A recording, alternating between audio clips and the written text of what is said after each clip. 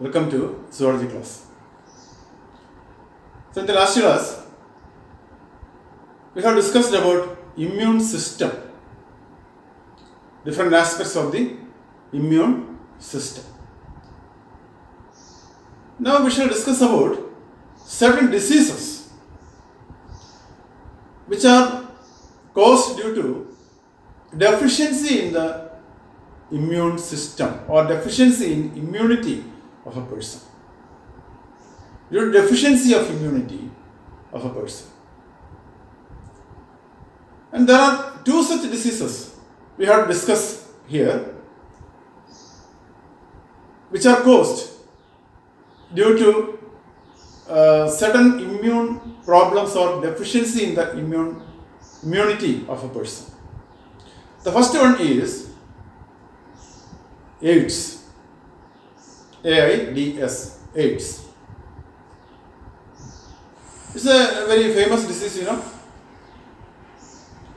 AIDS was first discovered or identified in the year 1981 in the United States. So prior to that also, the disease was there. And it was reported to have originated in African countries. But it was not identified as AIDS. Officially, it was identified, the disease was identified as AIDS in 1981 in the United States. You know the full form of AIDS? Acquired Immuno Deficiency Syndrome. It is acquired immune deficiency syndrome. And from the name itself,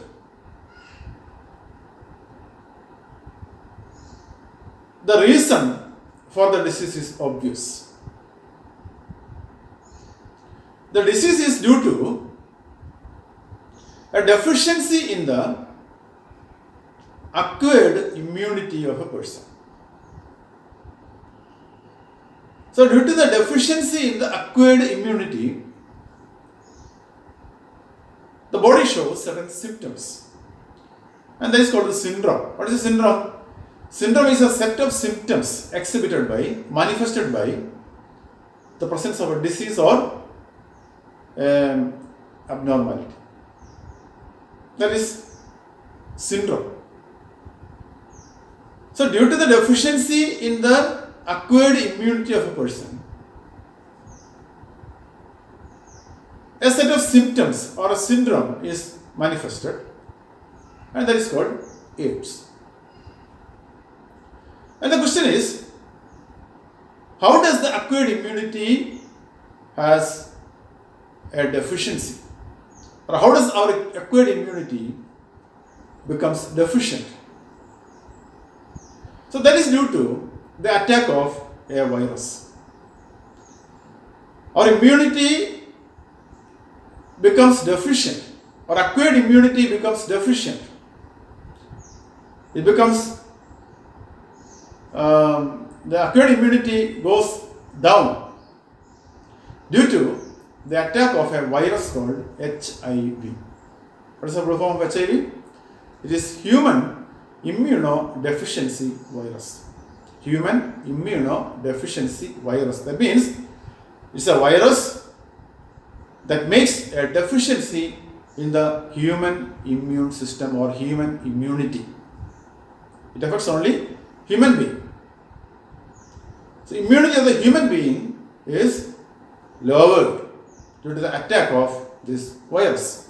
So that is why it is called human immunodeficiency virus, HIV.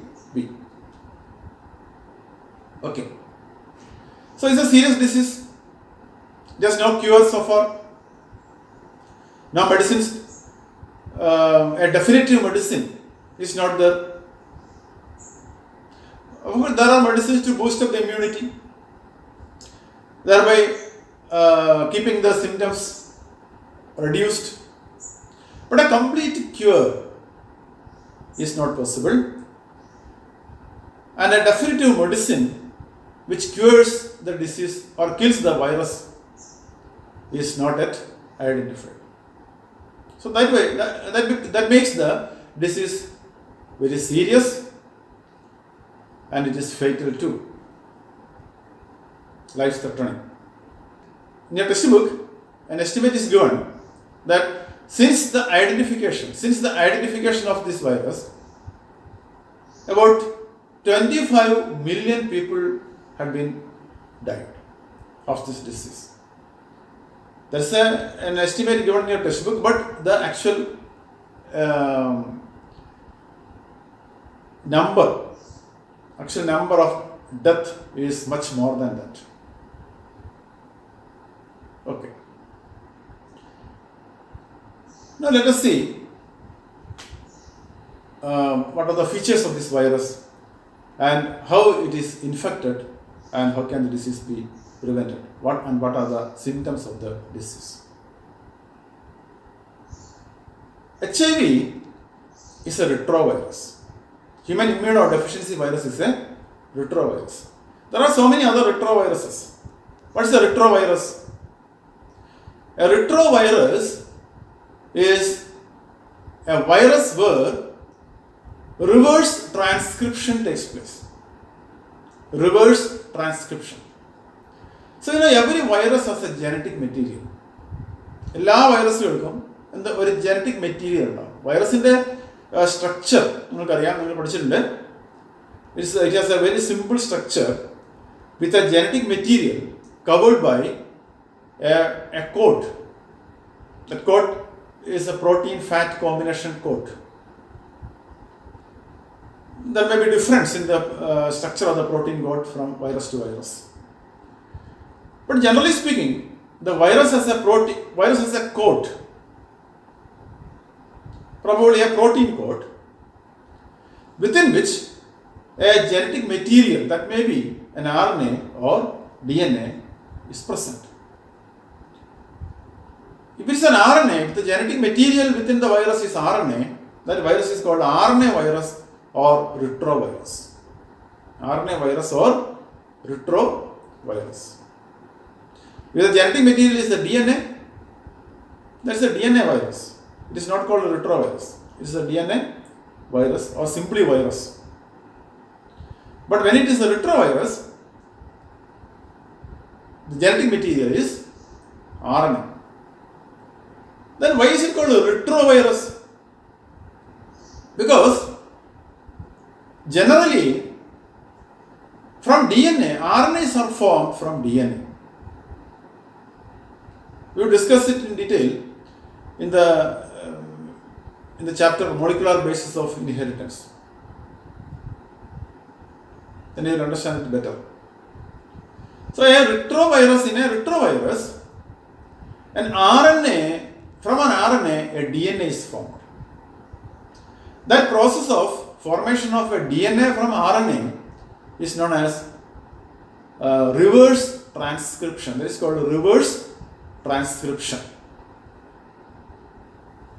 Reverse transcription.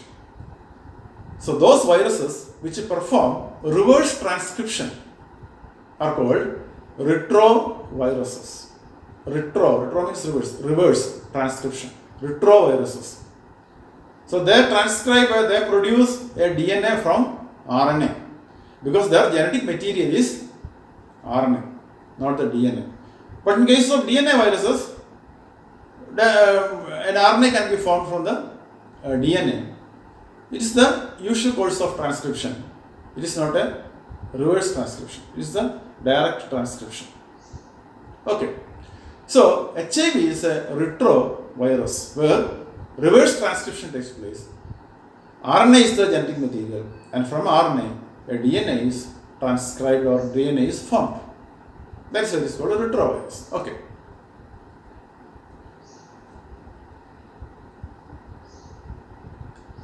When this HIV virus enters into a healthy person, this virus attacks the macrophages of our body. There are macrophages at different locations in our body, like in areolar tissue, macrophages are there. And in other connective tissues are also macrophages are there. Different locations these macrophages are present. Macrophages are phagocytic cells, we know already. And this retrovirus, this HIV enters into macrophages and their RNA produces the DNA.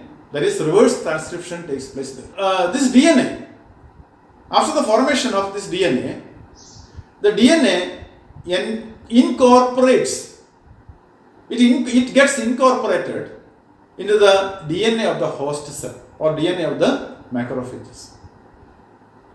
So let us see once again. The HIV enters into the body. How does it enter into the body? We will discuss shortly after. After entering into the body, the HIV virus attacks the macrophages. A virus, എന്താണ് ഒരു virus attack ചെയ്യാനാണ് ഉദ്ദേശിക്കുന്നത്? എന്താണ് അതിൻ്റെ genetic material ആ host സെല്ലിലേക്ക് കടത്തിവിടുക എന്നാണ് ഉദ്ദേശിക്കുന്നത്. എല്ലാ വൈറസ് അറ്റാക്കിലും ഇങ്ങനെയാണ്. നമ്മൾ പറഞ്ഞല്ലോ, വൈറസിന് ഒരു കോട്ടുണ്ട്, ഒരു പ്രോട്ടീൻ കോട്ടുണ്ട്, ഉള്ളിൽ ജനറ്റിക് മെറ്റീരിയൽ ഉണ്ട്. ഈ ജനറ്റിക് മെറ്റീരിയൽ ഒരു വൈറസ് ഒരു ഹെൽത്തി സെല്ലിനെ അറ്റാക്ക് ചെയ്യുമ്പോൾ അതിൻ്റെ പ്രോട്ടീൻ കോട്ട് പുറത്ത് ഉപേക്ഷിക്കുകയും ജനറ്റിക് മെറ്റീരിയൽ മാത്രം ഉള്ളിലേക്ക് കടത്തിവിടുകയും ചെയ്യും. ഈ ജനറ്റിക് മെറ്റീരിയൽ ആ ഹോസ്റ്റ് സെല്ലിനുള്ളിൽ മൾട്ടിപ്ലൈ ചെയ്യുകയാണ് സാധാരണ ചെയ്യുക. ഇപ്പോൾ RNA ആണ് ജനറ്റിക് മെറ്റീരിയൽ എങ്കിൽ ഈ RNA DNA ഉണ്ടാക്കും. അതിനുശേഷം ഈ DNA വൈറൽ RNAയുടെ പല കോപ്പീസ് ഉണ്ടാക്കുകയാണ് ചെയ്യുക. പ്രോട്ടീൻ കോട്ടും അവിടെ തന്നെ ഉണ്ടാക്കും. ആ സെല്ലിനെ ബ്രേക്ക് ചെയ്യും, ഹോസ്റ്റ് സെല്ലിനെ ബ്രേക്ക് ചെയ്യും. എന്നിട്ട് ഈ വൈറസ് എല്ലാം കൂടി പുറത്തേക്ക് പോകും. ഓരോ വൈറസും ഒരു ഹെൽത്തി സെല്ലിനെ അറ്റാക്ക് ചെയ്യും. ഈ പ്രോസസ് ഇങ്ങനെ കണ്ടിന്യൂ ചെയ്തുകൊണ്ടേയിരിക്കും. HIV ചെയ്യുന്നത് ഇതേപോലെ തന്നെ. HIV അതിൻ്റെ RNA ഹോസ്റ്റ് സെല്ലിനുള്ളിലേക്ക് കടത്തിവിടുന്നു. പ്രോട്ടീൻ കോട്ട് വെളിയിൽ ഉപേക്ഷിക്കുന്നു, RNA ഹോസ്റ്റ് സെല്ലിനുള്ളിലേക്ക് കടത്തിവിടുന്നു. Then this RNA by reverse transcription synthesizes the DNA, viral DNA, synthesizes the viral DNA. Then this viral DNA becomes a part of the host cell DNA. ഇത് host cell DNA, അതായത് മാക്രോഫേജസിന്റെ DNAയുടെ ഒരു ഭാഗമായി മാറും. ഒരു വ്യത്യാസവും നമുക്ക് അനുഭവപ്പെടില്ല. Cell functions as normal. ഒരു വ്യത്യാസവും സംഭവിക്കുന്നില്ല തൽക്കാലം.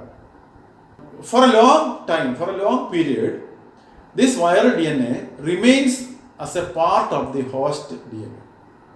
അതായത് നമ്മുടെ DNAയുടെ ഒരു ഭാഗമായി, മാക്രോഫേജസിന്റെ DNAയുടെ ഒരു ഭാഗമായി ഈ DNA അവിടെ നിലനിൽക്കുന്നു. ചിലപ്പോൾ കുറേ വർഷങ്ങൾ, 5 വർഷമോ 10 വർഷമോ ചിലപ്പോൾ 15 വർഷമോ ഒക്കെ ഈ മാക്രോഫേജസിന്റെ DNAയുടെ ഭാഗമായി ഈ DNA യാതൊരു വ്യത്യാസമില്ലാതെ അവിടെ നിലനിൽക്കും. പക്ഷേ കുറച്ച് കഴിയുമ്പോൾ ഈ DNA നമ്മുടെ DNAയുടെ ഭാഗമായി നിന്നുകൊണ്ട് തന്നെ ധാരാളം വൈറൽ RNAs ഉണ്ടാകും. വൈറസിന്റെ RNA സൃഷ്ടിക്കും. RNA ആണല്ലോ അതിന്റെ ജനറ്റിക് മെറ്റീരിയൽ എന്ന് പറയുന്നത്. അതിനുശേഷം പ്രോട്ടീൻ കോട്ടും ഉണ്ടാക്കും. നമ്മുടെ തന്നെ സെൽ മെഷീനറി ഉപയോഗിച്ചുകൊണ്ട്, by using our own cell machinery, the viral DNA synthesizes its genetic material, the RNA and the protein coat. So many viral particles are produced. So many viruses are produced, and these viruses, by destroying the macrophages, go outside and attack fresh macrophages, or they attack a WBC called helper T cells. ഇപ്പോൾ നമ്മുടെ immune സിസ്റ്റത്തിന്റെ ഭാഗമായിട്ടുള്ള ഏറ്റവും പ്രധാനപ്പെട്ട ഒരു സെല്ലാണ് helper T cells. നമ്മുടെ കഴിഞ്ഞ ക്ലാസ്സിൽ അതിനെപ്പറ്റി നമ്മൾ പറഞ്ഞതാണ്. Helper T cells. എന്താണ് ഹെൽപ്പർ T cellsന്റെ ഫംഗ്ഷൻ? എന്താണ്? ഹെൽപ്പർ T cells ആണ് ഇമ്മ്യൂൺ സിസ്റ്റത്തിന്റെ വളരെ പ്രധാനപ്പെട്ട തന്ത്രപരമായ ചില ജോലികൾ നിർവഹിക്കുന്ന സെല്ലാണ് ഹെൽപ്പർ T cell. കാരണം ഈ ഹെൽപ്പർ T സെല്ലാണ് നമ്മുടെ ശരീരത്തിൽ പ്രവേശിക്കുന്ന പാത്തോജൻസിനെ ഐഡന്റിഫൈ ചെയ്യുന്നത്. ആദ്യം ഇത് ഐഡന്റിഫൈ ചെയ്യുന്നത് ഈ ഹെൽപ്പർ T സെൽസ് ആണ്. And helper T cells convey this information to B lymphocytes or T lymphocytes and make the immune system alert, make the immune system ready to fight against the pathogen. അപ്പോൾ T helper cells ഇല്ല എങ്കിൽ നമ്മുടെ immune system becomes almost functionless. അപ്പോൾ അങ്ങനെ വളരെ സുപ്രധാനമായ ഒരു പങ്ക് നിർവഹിക്കുന്ന ഇമ്മ്യൂൺ സെൽസ് ആണ് T helper cells. അപ്പോൾ ഈ T helper സെൽസിനെ ഈ വൈറസ് ബാധിക്കുന്നു. അതായത് മാക്രോഫേജസിൽ കുറേ നാളിങ്ങനെ ഒരു ലേറ്റൻ്റായി ഇരുന്നതിന് ശേഷം പെട്ടെന്ന് മൾട്ടിപ്ലൈ ചെയ്യാൻ തുടങ്ങുകയും അങ്ങനെ മൾട്ടിപ്ലൈ ചെയ്ത് വൈറസ് പുറത്തിറങ്ങി നമ്മുടെ ഹെൽപ്പർ സെൽസിനെ ആക്രമിക്കുകയും ചെയ്യും. ഹെൽപ്പർ സെൽസിൽ പ്രവേശിക്കുന്ന അവരുടെ മൾട്ടിപ്ലിക്കേഷൻ തുടരുന്നു. ഹെൽപ്പർ സെൽസിനെ നശിപ്പിച്ചുകൊണ്ട് ധാരാളം വൈറസ് പാർട്ടിക്കിൾസ് പുറത്തേക്ക് വരുന്നു. അത് ഫ്രഷ് ഹെൽപ്പർ സെൽസിനെ ബാധിക്കുന്നു. അപ്പോൾ എന്താ സംഭവിക്കാം? ഹെൽപ്പർ സെൽസിൻ്റെ എണ്ണം കുറഞ്ഞുകൊണ്ടിരിക്കും. നമ്മുടെ ബോഡി ഹെൽപ്പർ സെൽസിനെ ഉണ്ടാക്കുന്നുണ്ട്. T helper cells are continuously being produced and matured in our body. അപ്പോൾ തുടക്കത്തിലൊന്നും ഈ ഹെൽപ്പർ സെൽസ് ഇല്ലാത്തതിൻ്റെ ഒരു ബുദ്ധിമുട്ട് അല്ലെങ്കിൽ ഇമ്മ്യൂൺ ഡെഫിഷ്യൻസി നമുക്ക് അറിയാൻ പറ്റില്ല. കാരണം എന്താണ്? നശിച്ചുകൊണ്ടിരിക്കുന്നതനുസരിച്ച് പുതിയ ഹെൽപ്പർ സെൽസ് ഉണ്ടായിക്കൊണ്ടിരിക്കുന്നു. പക്ഷേ പിന്നീട് അങ്ങോട്ട് as time passes, the number of T helper cells which are destroyed exceeds the number of T helper cells newly formed. അതായത് ഉണ്ടാവുന്നതിനേക്കാൾ കൂടുതൽ ഹെൽപ്പർ സെൽസ് നശിപ്പിക്കപ്പെടുന്ന ഒരു അവസ്ഥയിലേക്ക് പിന്നീട് കാര്യങ്ങൾ നീങ്ങുന്നു. വൈറസ് ഇങ്ങനെ മൾട്ടിപ്ലൈ ചെയ്തുകൊണ്ടേയിരിക്കുന്നു. അപ്പോഴാണ് നമുക്ക് ഇമ്മ്യൂൺ സിസ്റ്റത്തിൽ അല്ലെങ്കിൽ നമ്മുടെ ഇമ്മ്യൂണിറ്റിയിൽ ഒരു ഡെഫിഷ്യൻസി അനുഭവപ്പെടുക. ഓക്കെ, അപ്പോൾ രണ്ട് ഘട്ടങ്ങൾ ആണിപ്പോൾ നമ്മൾ. ആദ്യത്തെ ഒരു ഘട്ടം എന്ന് പറയുന്നത് വൈറസ് അറ്റാക്ക് ചെയ്തു, നമ്മുടെ ശരീരത്തിലേക്ക് വൈറസ് പ്രവേശിച്ചു. ആ വൈറസ് നമ്മുടെ മാക്രോഫേജസിനെയാണ് ബാധിക്കുക. മാക്രോഫേജസിൽ വൈറൽ DNA ഉണ്ടാക്കി റിവേഴ്സ് ട്രാൻസ്ക്രിപ്ഷൻ വഴി വൈറൽ DNA നമ്മുടെ മാക്രോഫേജസിൻ്റെ DNA ഭാഗമായി മാറി വർഷങ്ങളോളം ചിലപ്പോൾ അത് അവിടെ ഒരു കുഴപ്പവുമില്ലാതെ ഒരു മൾട്ടിപ്ലിക്കേഷൻ ഇല്ലാതെ അവിടെ നിൽക്കും. അതിനുശേഷം ഇത് വൈറൽ DNA നമ്മുടെ DNA ഭാഗമായി നിന്നുകൊണ്ട് തന്നെ വൈറൽ RNA ഉണ്ടാക്കുകയും പ്രോട്ടീൻ കോട്ട് ഉണ്ടാക്കുകയും അങ്ങനെ പുതിയ പുതിയ വൈറസുകൾ ഉണ്ടാക്കപ്പെടുകയും ഈ വൈറസുകൾ മാക്രോഫേജസിനെ ഡിസ്ട്രോയ് ചെയ്തുകൊണ്ട് പുറത്തേക്ക് വരികയും പിന്നെ അത് ബാധിക്കുന്നത് ആരെയാണ്? T helper സെൽസിനെയാണ്. T helper സെൽസിനെ ബാധിക്കുന്നു. അവിടെയും ഈ മൾട്ടിപ്ലിക്കേഷൻ തുടരുന്നു. മൾട്ടിപ്ലിക്കേഷൻ അവിടെ മൾട്ടിപ്ലൈ ചെയ്ത് T helper സെൽസിനെ നശിപ്പിച്ചുകൊണ്ട് പുതിയ വൈറസുകൾ പുറത്തേക്ക് വരുന്നു. അത് പുതിയ T helper സെൽസിനെ ബാധിക്കുന്നു. അങ്ങനെ ഹെൽപ്പർ സെൽസിൻ്റെ എണ്ണം കുറഞ്ഞുകൊണ്ടിരിക്കുന്നു. അപ്പോൾ ആദ്യമൊന്നും നമുക്കിത് അനുഭവപ്പെടില്ല. ആദ്യമൊന്നും ഇമ്മ്യൂണിറ്റിയിൽ വലിയ ഡെഫിഷ്യൻസി നമുക്ക് അനുഭവപ്പെടില്ല. ഇമ്മ്യൂൺ ഡെഫിഷ്യൻസി വലിയ കാര്യമായിട്ടുണ്ടാവില്ല. കാരണം ആദ്യം ഉണ്ടാകുന്ന T4 സെൽസിനേക്കാൾ കുറവായിരിക്കും, T helper സെൽസിനേക്കാൾ കുറവായിരിക്കും നശിപ്പിക്കപ്പെടുന്നത്. പിന്നീട് എന്ത് സംഭവിക്കുന്നു? നശിപ്പിക്കപ്പെടുന്ന ഹെൽപ്പർ സെൽസിനേക്കാൾ കുറവായിരിക്കും ഉണ്ടാകുന്ന ഹെൽപ്പർ സെൽസ്, അല്ലെങ്കിൽ ഉണ്ടാകുന്നതിനേക്കാൾ കൂടുതൽ സെൽസ് നശിക്കാൻ തുടങ്ങിക്കഴിയുമ്പോൾ അവിടെ ഇമ്മ്യൂൺ സിസ്റ്റത്തിൽ അല്ലെങ്കിൽ നമ്മുടെ ഇമ്മ്യൂണിറ്റിയിൽ ഒരു ഡെഫിഷ്യൻസി അനുഭവപ്പെടും. അപ്പോൾ ഇങ്ങനെ ഇമ്മ്യൂൺ സിസ്റ്റത്തിൽ ഒരു ഡെഫിഷ്യൻസി അനുഭവപ്പെടുമ്പോൾ അല്ലെങ്കിൽ ഡെഫിഷ്യൻസി ഉണ്ടായി കഴിയുമ്പോൾ, അക്വയർഡ് ഇമ്മ്യൂണിറ്റിയിൽ ഒരു ഡെഫിഷ്യൻസി ഉണ്ടായി കഴിയുമ്പോൾ, ഒരു കുറവ് അനുഭവപ്പെടുമ്പോൾ, കുറവുണ്ടാകുമ്പോൾ അതെങ്ങനെയാണ് നമ്മളെ ബാധിക്കുക? നമുക്കറിയാം, ഇമ്മ്യൂൺ സിസ്റ്റത്തിൽ കുറവുണ്ടായി കഴിയുമ്പോൾ മറ്റ് രോഗങ്ങൾ നമ്മളെ ബാധിക്കാൻ വളരെ എളുപ്പമാണ്. നമുക്കറിയാം, മറ്റ് രോഗങ്ങൾ നമ്മളെ ബാധിക്കും. പിന്നെ നമ്മൾ ഒരു ക്ലാസ്സിൽ ഞാൻ പ്രത്യേകം പറഞ്ഞിരുന്നു, എന്താണ്, നമ്മുടെ ചുറ്റുപാടും ധാരാളം രോഗാണുക്കളുണ്ട്. There are pathogens everywhere in the air, in the soil, in the food that we consume. Everywhere pathogens are, different types of pathogens are there. പക്ഷെ എന്തുകൊണ്ടാണ് നമുക്ക് അസുഖം വരാത്തത്? അല്ലെങ്കിൽ വളരെ അപൂർവമായിട്ടേ നമുക്ക് അസുഖം വരുന്നുള്ളൂ. എന്താണ് അതിന് കാരണം? നമ്മുടെ ഇമ്മ്യൂൺ സിസ്റ്റം സ്ട്രോങ് ആയതുകൊണ്ടാണ്, നമ്മുടെ ഇമ്മ്യൂണിറ്റി സ്ട്രോങ് ആയി നിലനിൽക്കുന്നതുകൊണ്ടാണത്. അക്വയർഡ് ഇമ്മ്യൂണിറ്റി സ്ട്രോങ് ആയതുകൊണ്ടാണ്. അപ്പോൾ ഇവിടെ അക്വയർഡ് ഇമ്മ്യൂണിറ്റിയിൽ കുറവ് വരുമ്പോൾ സ്വാഭാവികമായിട്ടും എന്ത് സംഭവിക്കും? We become susceptible to other infections. അതായത് നമ്മൾ മറ്റ് ഇൻഫെക്ഷൻസ് നമ്മളെ ബാധിക്കാനുള്ള സാധ്യത വളരെ കൂടുതലാണ്. മറ്റ് പാത്തോജൻസ് നമ്മുടെ ശരീരത്തിൽ പ്രവേശിക്കാനും ഇൻഫെക്ഷൻസ് ഉണ്ടാക്കാനും രോഗം ഉണ്ടാക്കാനുമുള്ള സാധ്യത വളരെ കൂടുതലാണ് നിർത്തും. അത് ഏത് അസുഖമാണ് നമ്മളെ ബാധിക്കുക എന്ന് നമുക്ക് പറയാൻ കഴിയില്ല. അപ്പോൾ അങ്ങനെ രോഗം വരുന്നു, ഏതെങ്കിലും ഒരു അസുഖം നമ്മളെ ബാധിക്കുന്നു, ആ അസുഖം ഭേദമാകാൻ സാധിക്കാതെ വരുന്നു, അല്ലെങ്കിൽ ഭേദമാകുന്നതിൽ കാലതാമസം നേരിടുന്നു ആദ്യമൊക്കെ, പിന്നീട് ആ അസുഖം ഭേദമാകുന്നില്ല, ആകാതെ വരുന്നു. കാരണം എന്താണ്? പ്രത്യേകിച്ച് വൈറൽ ഇൻഫെക്ഷൻസ്. നമുക്കറിയാം വൈറൽ ഇൻഫെക്ഷൻസിന് നമുക്കറിയാം മരുന്നില്ല. അപ്പോൾ ധാരാളം വൈറൽ ഇൻഫെക്ഷൻസ് നമ്മളെ ബാധിക്കാൻ സാധ്യതയുണ്ട്. ബാക്ടീരിയൽ ഇൻഫെക്ഷൻസും വരും. ബാക്ടീരിയൽ ഇൻഫെക്ഷൻസ് ആയ ന്യൂമോണിയ, അതുപോലെ ക്ഷയം, ഇതൊക്കെ ബാധിക്കാം. ബാധിച്ചു കഴിഞ്ഞാൽ അത് സുഖപ്പെടണമെന്ന് നിർബന്ധമില്ല. കാരണം നമുക്ക് ഇമ്മ്യൂണിറ്റി ഇല്ല. മരുന്ന് കഴിക്കുന്നതുകൊണ്ട് മാത്രമല്ല നമുക്ക് രോഗം ഭേദമാകുന്നത്. ഇപ്പോൾ ബാക്ടീരിയൽ ഡിസീസിനെതിരെ നമുക്ക് ആൻറ്റിബയോട്ടിക്സ് കഴിക്കാം. പക്ഷേ ആൻറ്റിബയോട്ടിക്സ് കഴിച്ചുകൊണ്ട് മാത്രം ഈ രോഗം ഭേദമാകണമെന്ന് നിർബന്ധമില്ല. നമ്മുടെ ഇമ്മ്യൂണിറ്റി കൂടി വിചാരിച്ചെങ്കിൽ മാത്രമേ നമ്മുടെ അസുഖം പൂർണ്ണമായിട്ട് ഭേദപ്പെടൂ. അപ്പോൾ ഇവിടെ ഇമ്മ്യൂൺ ഡെഫിഷ്യൻസി ഉള്ളതുകൊണ്ട് തന്നെ ഈ അസുഖം ഭേദമാകാതെ നിൽക്കാൻ സാധ്യത കൂടുതലാണ്. ഇനി വൈറൽ ഇൻഫെക്ഷൻസ് ആണെങ്കിൽ അത് സുഖമാകണമെന്ന് തന്നെ ഇല്ല. അപ്പോൾ ഇങ്ങനെ ഈ ഒരു അവസ്ഥയ്ക്കാണ് ശരിക്കും നമ്മൾ എയ്ഡ്സ് എന്ന് വിളിക്കുന്നത്. അപ്പോൾ നിങ്ങൾക്ക് കൺഫ്യൂഷൻ വരും, ഒരു HIV പോസിറ്റീവായ ആളും എയ്ഡ്സ് പേഷ്യൻറ്റും തമ്മിൽ ഉള്ള വ്യത്യാസം എന്താണ്? രണ്ടും ഒരവസ്ഥയല്ല. എന്താണ്? HIV ഇൻഫെക്റ്റഡ് പേഴ്സൺ അല്ലെങ്കിൽ HIV പോസിറ്റീവ് ആയ ഒരാൾ എന്ന് പറഞ്ഞാൽ അയാൾ എയ്ഡ്സ് രോഗിയല്ല എന്ന് നമ്മൾ മനസ്സിലാക്കുക. HIV പോസിറ്റീവ് ആയുള്ള ഒരാൾ എയ്ഡ്സ് രോഗിയല്ല. അയാൾ എയ്ഡ്സ് രോഗി ആകാം ഇൻ ദ ഫ്യൂച്ചർ.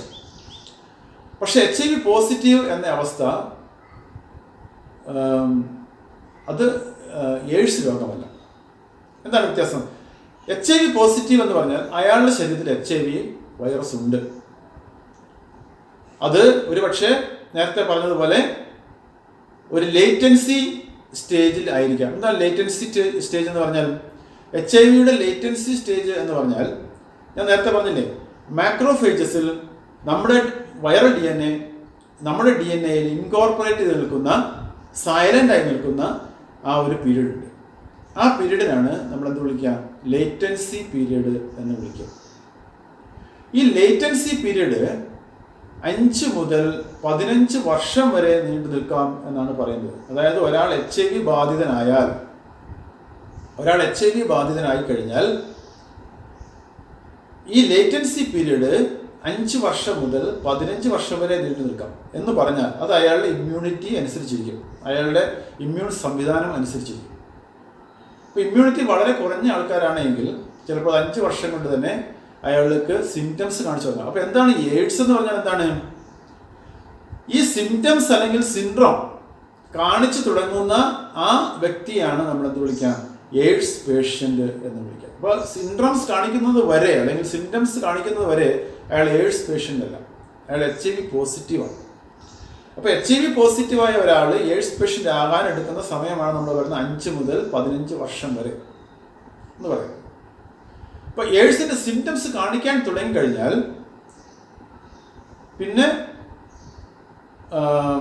അധികാലം ജീവിച്ചിരുന്നു എന്ന് വരില്ല.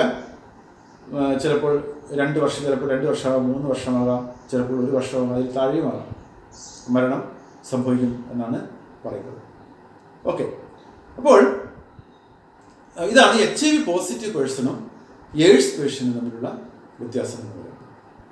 The presence of HIV in the body of a person can be identified by conducting a blood test. And the blood test is called ELISA test. You must have heard of that, ELISA test. It is enzyme linked immunosorbent assay. enzyme-linked immunosorbent assay. So by that test, the presence of HIV in the blood can be, or in the body can be identified. The test is also called a Western blot test. Western blot test. Okay. ഇനി എന്തൊക്കെയാണ് ഇതിൻ്റെ symptoms എന്തൊക്കെയാണ്? ഒരു പ്രത്യേക symptom, എയ്ഡ്സിന് നമുക്കൊരു പ്രത്യേക symptom നമുക്ക് പറയാൻ പറ്റില്ല. നമ്മൾ ടൈഫോയിഡ് പറഞ്ഞതുപോലെയോ ന്യൂമോണിയക്ക് പറഞ്ഞതുപോലെയോ എല്ലാവർക്കും ബാധകമാകുന്ന ഒരു സിംറ്റം അല്ലെങ്കിൽ സെറ്റ് ഓഫ് സിംറ്റംസ് അല്ലെങ്കിൽ സിൻഡ്രോം നമുക്ക് എയ്ഡ്സ് രോഗിയുടെ കാര്യത്തിൽ പറയാൻ നമുക്ക് സാധിക്കില്ല. എന്താണ് കാരണം? HIV നമ്മളിൽ ഒരു സിംറ്റവും ഉണ്ടാക്കുന്നില്ല എന്നുള്ളതാണ് ഒരു വസ്തുത. അതായത് HIV നമ്മുടെ ഹെൽപ്പർ സെൽസിനെ നശിപ്പിക്കുക മാത്രമാണ് ചെയ്യുന്നത്. അത് നമുക്ക് നമ്മളിൽ രോഗലക്ഷണങ്ങളൊന്നും ഉണ്ടാക്കുന്നില്ല. പിന്നെ എന്താണ് രോഗലക്ഷണം? നമ്മൾ നേരത്തെ പറഞ്ഞല്ലോ, ഹെൽപ്പർ സെൽസിനെ ബാധിക്കുന്നത് വഴി, അതിനെ നശിപ്പിക്കപ്പെടുന്നത് വഴി നമ്മുടെ അക്വയർഡ് ഇമ്മ്യൂൺ ഡെഫിഷ്യൻ്റ് ആയിട്ട് മാറുന്നു. അക്വയർഡ് ഇമ്മ്യൂണിറ്റിയിൽ കുറവ് സംഭവിക്കുന്നു. ഇങ്ങനെ അക്വയർഡ് ഇമ്മ്യൂണിറ്റിയിൽ കുറവ് സംഭവിക്കുന്നതിൻ്റെ ഫലമായി മറ്റ് രോഗങ്ങൾക്ക് നമ്മുടെ ശരീരത്തിലേക്ക് പ്രവേശിക്കാം.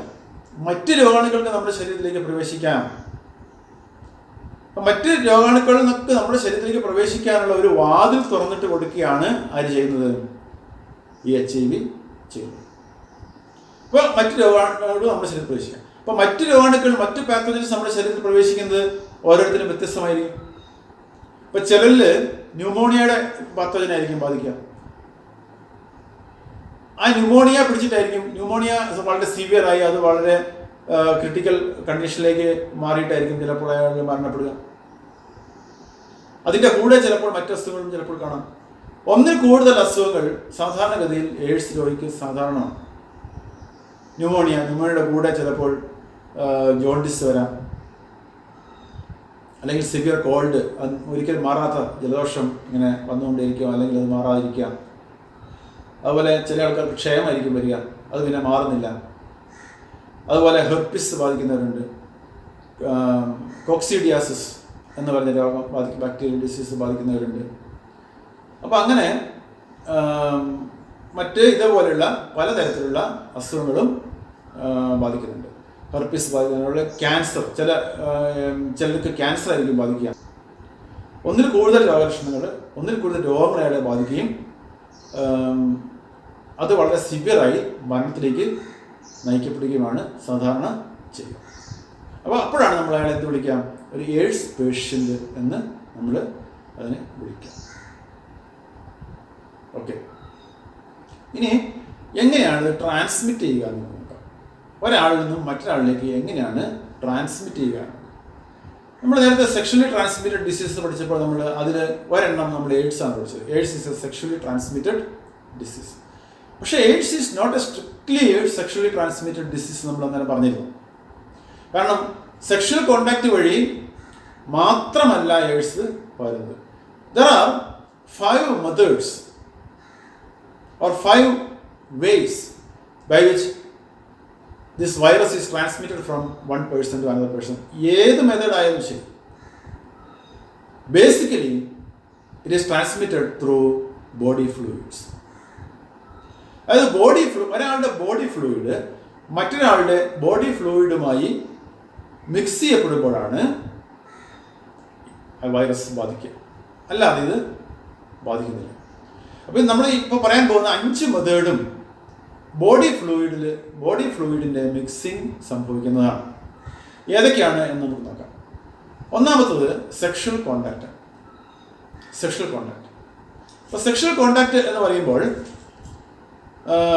HIV പോസിറ്റീവായ ഒരാളുടെ ബോഡി ഫ്ലൂയിഡ്സ്, പലതരത്തിലുള്ള ബോഡി ഫ്ലൂയിഡ്സ് ഉണ്ടല്ലോ, അതിൽ HIVയുടെ സാന്നിധ്യം ഏറ്റവും കൂടുതലുള്ളത് ബ്ലഡിലാണ്. ബ്ലഡ് എന്ന ബോഡി ഫ്ലൂയിഡിലാണ് HIVയുടെ സാന്നിധ്യം ഏറ്റവും കൂടുതലുള്ളത്. High concentration of HIV is in the blood. അതുപോലെ തന്നെ വളരെ കൂടുതൽ HIV കോൺസെൻട്രേഷനുള്ള ബോഡി ഫ്ലൂയിഡ്സ് ആണ് സെമൻ ആൻഡ് വജൈനൽ ഫ്ലൂയിഡ്. അപ്പോൾ വജൈനൽ ഫ്ലൂയിഡിലും സെമനിലും HIVയുടെ വളരെ നല്ല സാന്നിധ്യമുണ്ട്. അപ്പോൾ അതുകൊണ്ടാണ് സെക്ഷൽ കോണ്ടാക്റ്റിലൂടെ ഇത് പകരും എന്ന് പറയുന്നത്. അപ്പോൾ HIV പോസിറ്റീവായ ഒരു പുരുഷനും ഹെൽത്തി ആയിട്ടുള്ള ഒരു സ്ത്രീയും തമ്മിൽ ലൈംഗിക ബന്ധത്തിൽ ഏർപ്പെട്ട് കഴിയുമ്പോൾ പുരുഷനിലെ സെമനിലുള്ള HIV സ്ത്രീയുടെ വിജൈനൽ ഫ്ലൂയിഡിലേക്ക് കടക്കുകയും അങ്ങനെ സ്ത്രീ HIV പോസിറ്റീവായി മാറുകയും ചെയ്യും. അപ്പോൾ ഇതാണ് ഏറ്റവും പൊട്ടൻ്റ് ആയിട്ടുള്ള, ഏറ്റവും സ്ട്രോങ് ആയിട്ടുള്ള ഒരു റീസൺ, ഒരു മെത്തേഡ് ഓഫ് ട്രാൻസ്മിഷൻ എന്ന് പറയുന്നത് സെക്ഷൽ കോണ്ടാക്റ്റാണ്. HIV ഉള്ള ഒരാളും HIV ഇല്ലാത്ത ഒരു വ്യക്തിയും തമ്മിലുള്ള ലൈംഗിക ബന്ധത്തിലൂടെയാണ് HIV ഇല്ലാത്ത ആൾക്ക് HIV ഉള്ള ആളിൽ നിന്നും ഈ രോഗം പകർന്നു കിട്ടുക. ഇനി രണ്ടാമത്തെ ഒരു മാർഗം എന്ന് പറയുന്നത് ഡ്രഗ് അബ്യൂസാണ്. ഡ്രഗ് അബ്യൂസ് എന്താണ് ഡ്രഗ് അബ്യൂസ് എന്ന് പറയുമ്പോൾ? സാധാരണഗതിയിൽ ഡ്രഗ് അഡിക്ഷൻ അല്ലെങ്കിൽ ഡ്രഗ് അബ്യൂസ് ഏറ്റവും കൂടുതലായിട്ട് കാണപ്പെടുന്നത് ചെറുപ്പക്കാരിലാണ്. മുതിർന്നവരില്ല എന്നല്ല, പക്ഷേ ചെറുപ്പക്കാരിലാണ് ഇത് ഈ ഒരു പ്രവണത ഏറ്റവും കൂടുതലായിട്ട് കാണപ്പെടുക. കൂട്ടുകാർ ഒന്നിച്ചിരുന്ന് ദ്രാവക രൂപത്തിലുള്ള ഡ്രഗുകൾ ഇഞ്ചക്ട് ചെയ്യുന്ന പ്രവണത ഉള്ളവരിലാണ് എയ്ഡ്സ് വരാനുള്ള സാധ്യത കൂടുതൽ. അപ്പം അങ്ങനെ ചെയ്യുമ്പോൾ ഡ്രഗ് പല രൂപത്തിലുണ്ടല്ലോ. സോൾഡ് ആയിട്ടുള്ളതുണ്ട്, നമുക്ക് ഇൻഹേൽ ചെയ്യുന്നുണ്ട്, അതുപോലെ തന്നെ ഇഞ്ചക്ട് ചെയ്യുന്നുണ്ട്, ദ്രാവക രൂപത്തിലുള്ള ഡ്രഗുണ്ട്. അപ്പോൾ ഈ ദ്രാവക രൂപത്തിലുള്ള ഡ്രഗ് ഒരു സിറിഞ്ചിൽ എടുക്കുകയും അതേ സിറിഞ്ച് ഉപയോഗിച്ച് ഒരു ഗ്രൂപ്പിലുള്ള എല്ലാവരും ഡ്രഗ് ഇഞ്ചക്ട് ചെയ്യുകയും ചെയ്യുമ്പോഴാണ് അപകട സാധ്യത വളരെ കൂടുതൽ. അപ്പോൾ അതിൽ ആർക്കെങ്കിലും ഒരാൾക്ക് എയ്ഡ്സ് ഉണ്ട് എങ്കിൽ അയാൾ ഇഞ്ചക്ട് ചെയ്യാൻ ഉപയോഗിച്ച അതേ സിറിഞ്ച് തന്നെ മറ്റ് ബാക്കിയുള്ളവരും ഉപയോഗിച്ച് കഴിയുമ്പോൾ ഈ വൈറസ് അയാളുടെ ശരീരത്തിൽ നിന്നും മറ്റൊരാളുടെ ശരീരത്തിലേക്ക് കിടക്കും. ഓക്കെ, അവിടെയും ബോഡി ഫ്ലൂയിഡ് തമ്മിൽ മിക്സ് ആവുകയാണ് ചെയ്യുക. കാരണം ബ്ലഡിൻ്റെ അംശം സിറിഞ്ചിലുണ്ടാവും. അത് നമുക്ക് ഇപ്പോൾ കാണണമെന്നില്ല. അത് വേറൊരാൾ ഇഞ്ചക്ട് ചെയ്യുമ്പോൾ അയാളുടെ ശരീരത്തിലേക്ക് ഈ വൈറസ് പ്രവേശിക്കും. ഇനി മൂന്നാമത്തെ ഒരു മാർഗം എന്ന് പറയുന്നത് ത്രൂ അൺസ്റ്റെറിലൈസ്ഡ് സർജിക്കൽ ഇൻസ്ട്രുമെന്റ്സ് ആണ്. Through unsterilised surgical instruments. Surgical instruments മാത്രമല്ല, ഇഞ്ചക്ഷൻ ചെയ്യാൻ ഉപയോഗിക്കുന്ന നീഡിൽസ്.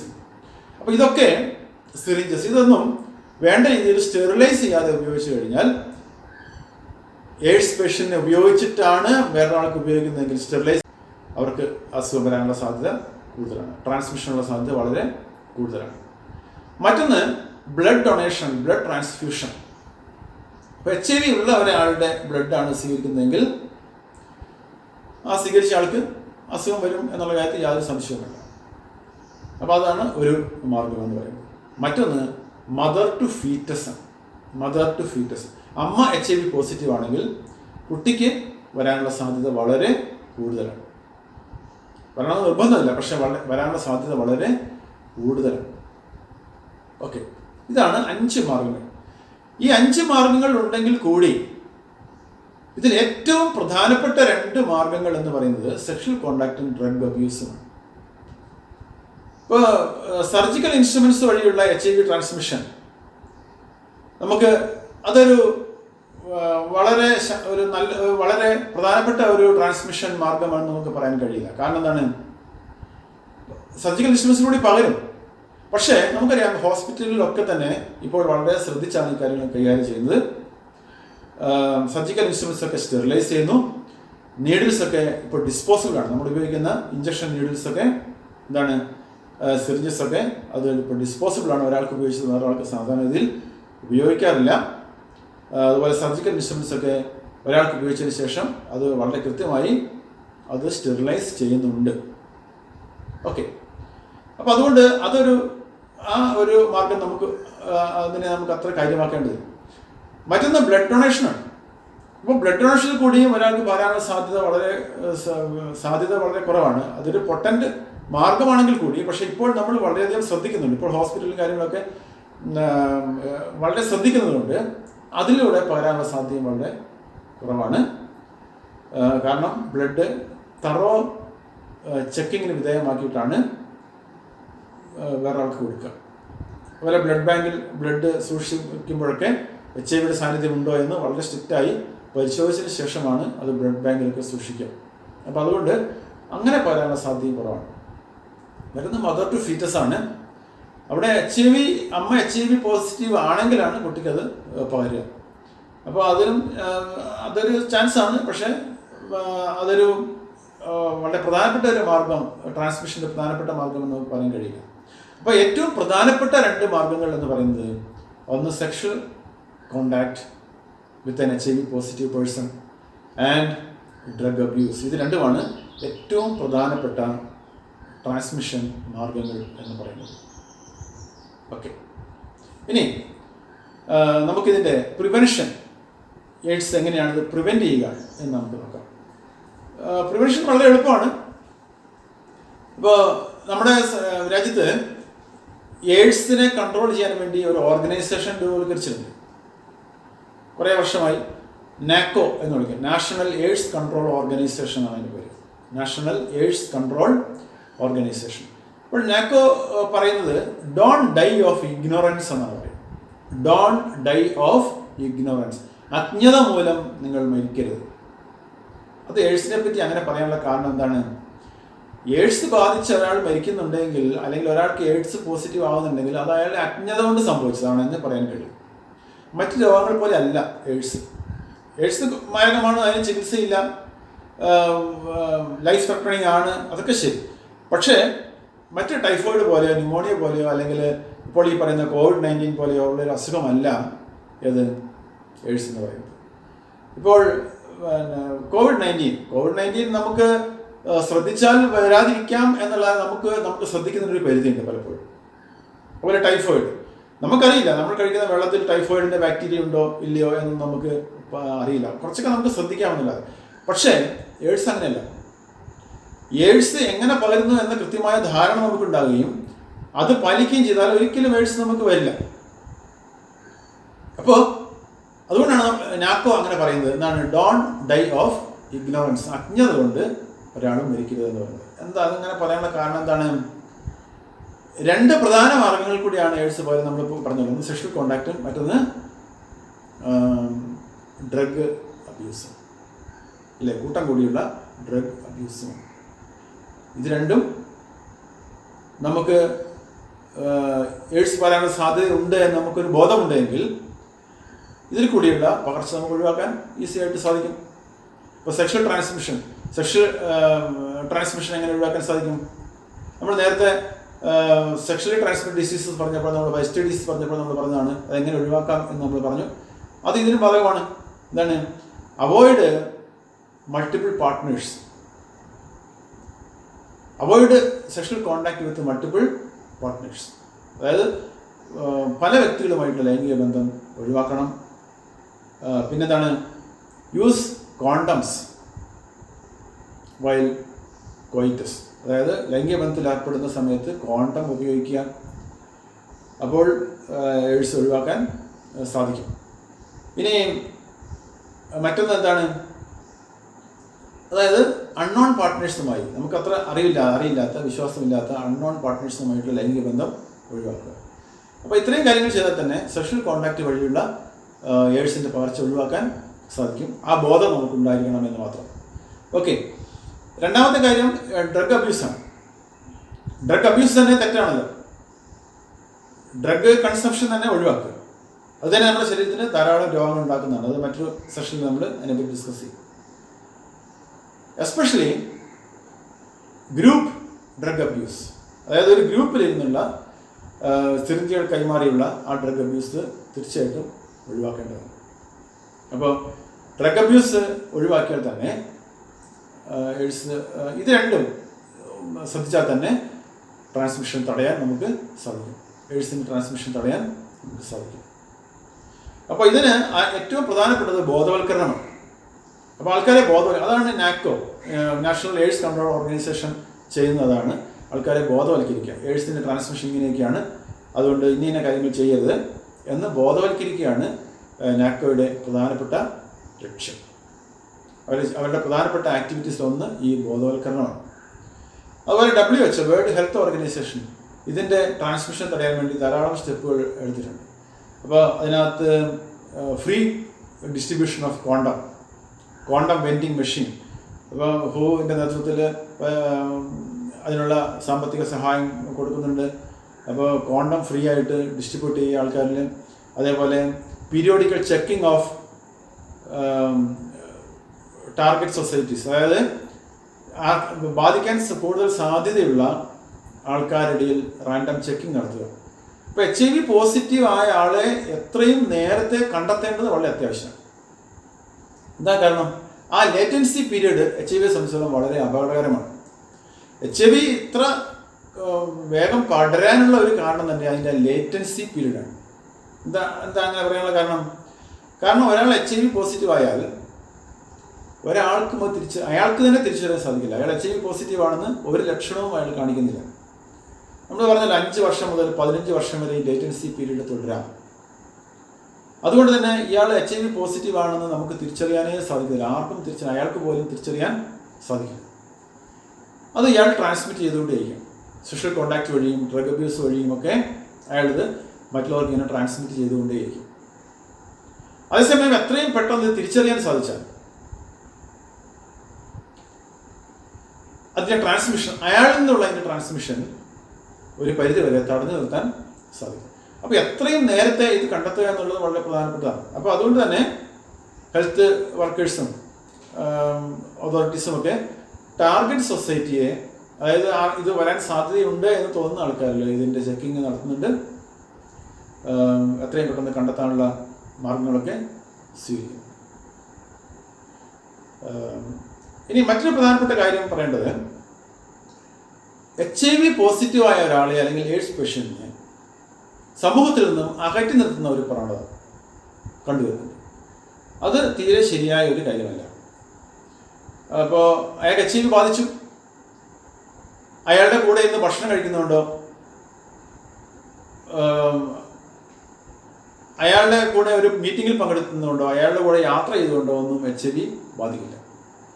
നമുക്കറിയാം HIV ബാധിക്കുന്നത് ബാധിക്കുന്നത് ബോഡി ഫ്ലൂയിഡിൻ്റെ മിക്സിംഗ് വഴി മാത്രമാണ്. നമ്മൾ നേരത്തെ 5 കാര്യങ്ങൾ പറഞ്ഞിരുന്നു. ആ 5 മാർഗത്തിൽ കൂടി അല്ലാതെ HIV ബാധിക്കുകയില്ല.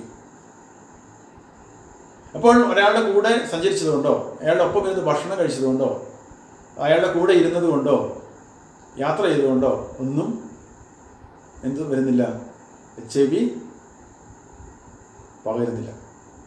അപ്പം അതുകൊണ്ട് ഇങ്ങനെയുള്ള ആൾക്കാരെ ഒറ്റപ്പെടുത്താതെ അവർക്ക് പരമാവധി മാനസികവും മറ്റ് രീതിയിലുള്ള സാമൂഹികമായിട്ടുള്ള സപ്പോർട്ടാണ് കൊടുക്കേണ്ടത് എന്ന് നമ്മൾ ശ്രദ്ധിക്കേണ്ടത് അത്യാവശ്യമാണ്. Okay, visual class here.